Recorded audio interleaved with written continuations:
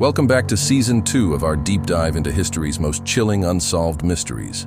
Today we're heading to 1930s Cleveland, a city gripped by fear.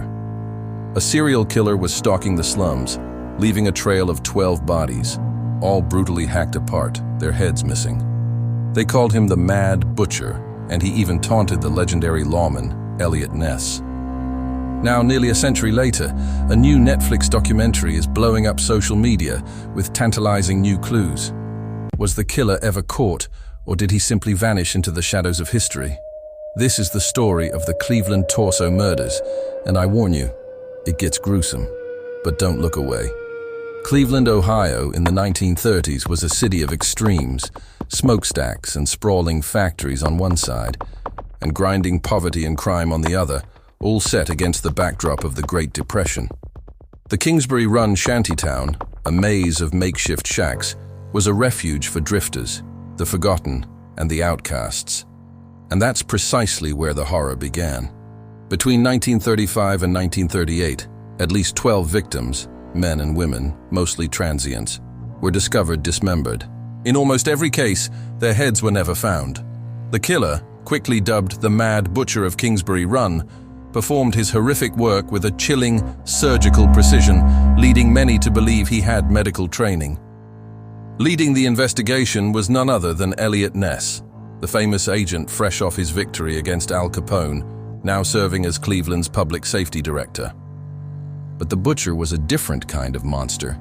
He sent taunting letters to the police and even had the audacity to leave a victim's torso right under Ness's office window.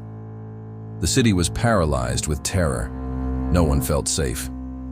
The nightmare began on September 23, 1935. Two teenage boys exploring Kingsbury Run stumbled upon the remains of two men, both beheaded and mutilated. It was only the beginning. Over the next 3 years, the body count climbed. Torsos were pulled from rivers, limbs were found stuffed in burlap sacks. Victim number 7, dubbed the Lady of the Lake, was found floating in the waters of Lake Erie, her head also gone. The fact that most victims were unidentified drifters made the investigation incredibly difficult. But the killer's methods were terrifyingly consistent. Clean, expert cuts, bodies drained of all blood, and in some cases chemically treated. This wasn't a frenzied attack. This was the work of someone who knew anatomy. He dumped the remains in plain sight, as if to mock the authorities. By 1938, Cleveland was in a full-blown panic. Ness, desperate for a lead, took the drastic step of burning down the entire shantytown to flush out the killer. But still, no arrests were made. Eliot Ness and his investigators interrogated hundreds of people. Their focus eventually narrowed to one prime suspect, Dr. Francis Sweeney, a troubled surgeon with a history of alcoholism and severe mental health issues. Sweeney had the medical skills, and during questioning, he failed lie detector tests. He taunted Ness with cryptic postcards before committing himself to a mental asylum, where he remained for the rest of his life, effectively out of the law's reach. Was he the butcher? The evidence was circumstantial.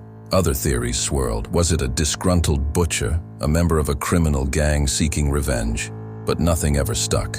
Some even whispered that the murders continued after 1938, with similar killings reported in nearby cities. As the years passed, the case went cold, but the butcher's dark shadow lingered over Cleveland, becoming a haunting local legend. Fast forward to 2025. A new Netflix docuseries, The Mad Butcher, has reignited interest in the case, generating over 1.5 million posts on social media. Modern forensic analysis, highlighted in the show, suggests the killer used specialized surgical instruments not commonly available to butchers, pointing the finger once again at a medical professional like Sweeney. A viral social media thread even claims a descendant's DNA might finally link to one of the victim's relatives, though the results are still pending.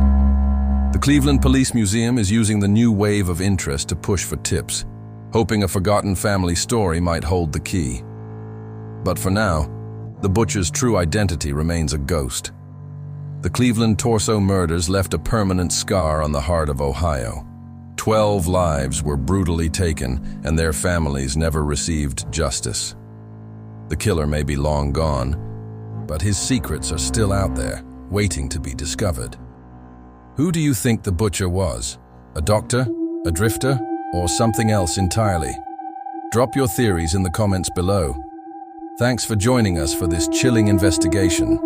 Make sure you hit that subscribe button and turn on notifications, because our next episode will take you to a small Iowa town and the infamous Villisca Axe murders. Until then, stay sharp, and maybe double-check your locks.